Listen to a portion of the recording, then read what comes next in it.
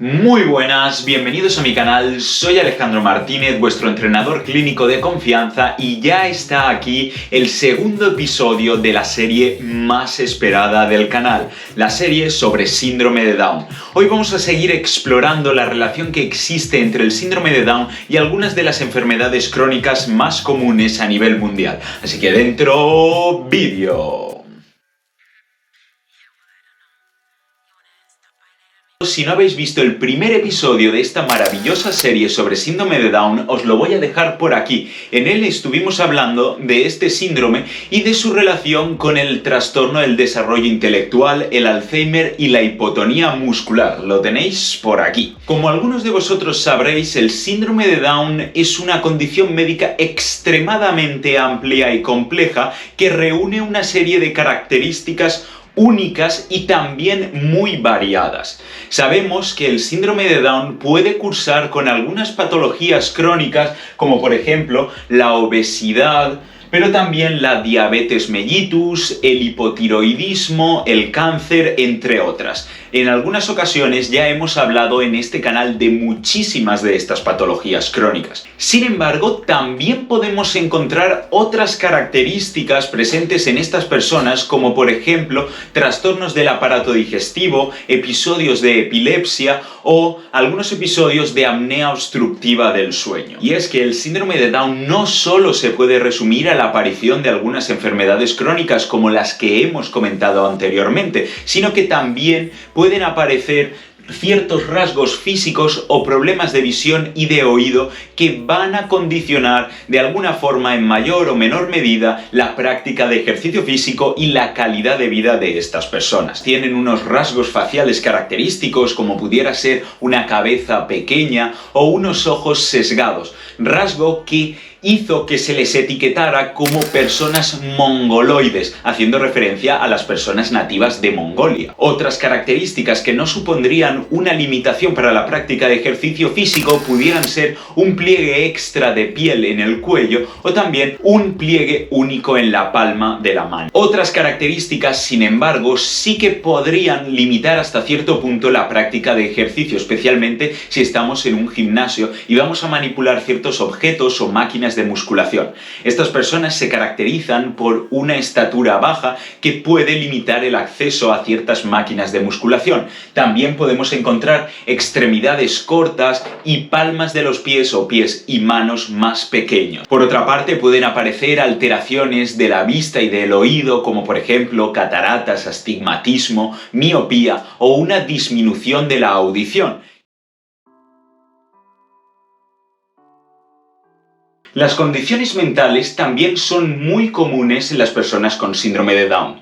Estas deben ser consecuencia de algunos episodios de dolor físico, hipertiroidismo, trastornos del sueño, efectos secundarios de algunos fármacos, pero también problemas neurobiológicos, psicológicos o psicosociales, como por ejemplo abuso sexual o descuidado por parte de los padres. El abanico de condiciones mentales es muy amplio y abarca desde los trastornos de ansiedad hasta la esquizofrenia, el autismo, pero también trastornos del comportamiento y de la conducta, como por ejemplo trastornos del sueño o del movimiento, como por ejemplo tics o estereotipias, el TDAH o trastorno de déficit de atención e hiperactividad, trastorno de oposición desafiante o mutismo selectivo. Incluso se pueden dar casos de trastornos del estado de ánimo como la depresión, las manías o los trastornos bipolares. Los trastornos de ansiedad suelen presentarse en forma del conocido como trastorno obsesivo compulsivo. En el canal ya hemos hablado de estos trastornos de ansiedad y por aquí os voy a dejar dos vídeos en donde damos a conocer en qué consiste la ansiedad y cómo podemos utilizar el ejercicio para beneficiarnos de esos cambios a nivel del sistema nervioso. Predominan las conductas compulsivas frente a las obsesivas, aunque también puede haber de estas últimas.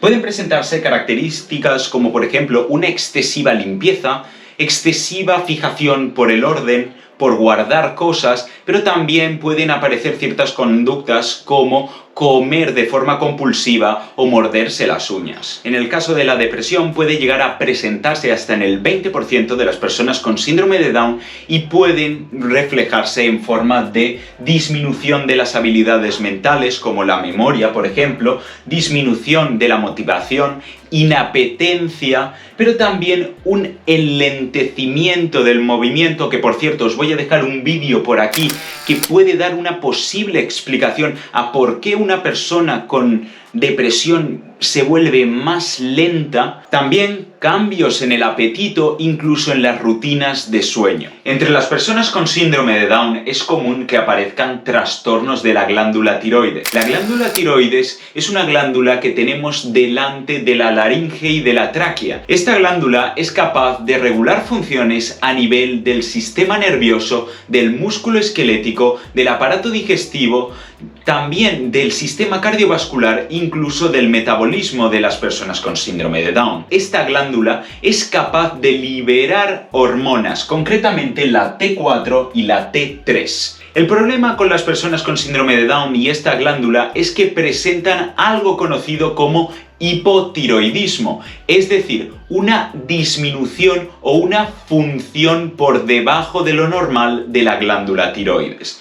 Esto va a ocasionar algunos síntomas caracterizados por disminución de las capacidades cognitivas, como por ejemplo la memoria, pero también un aumento del peso corporal, lo que podría favorecer la aparición de sobrepeso y obesidad, aparición de cansancio, una disminución o un entorpecimiento de las habilidades motrices como correr, caminar, saltar, hacer sprints, etc. Hasta en el 50% de los casos pueden aparecer defectos del corazón en forma de algo conocido como cardiopatías congénitas.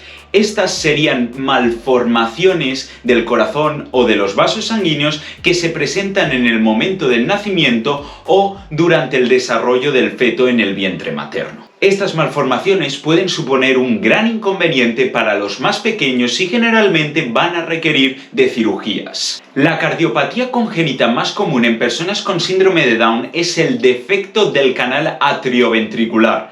Los nombres telita.